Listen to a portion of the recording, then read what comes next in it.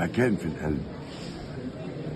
الكاتبة الأستاذة هالة زكي برعي كتبت كتاب، والحقيقة كان كلمني عليه الأستاذ محمد عبد الرازق صاحب دار ليدرز، كلمني عليه من فترة،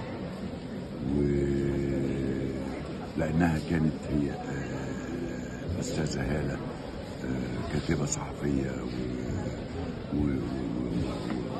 وكتبت أشياء في الجرايد.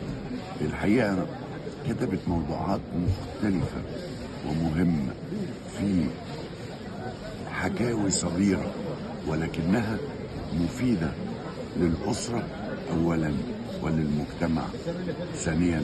المجتمع اللي مكون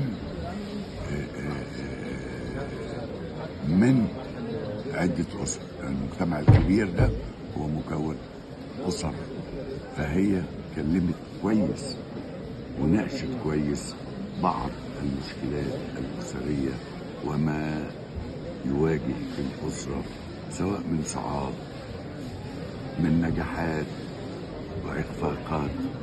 فأنا شايف إنه مكان في القلب ممكن يبقى في القلب كويس.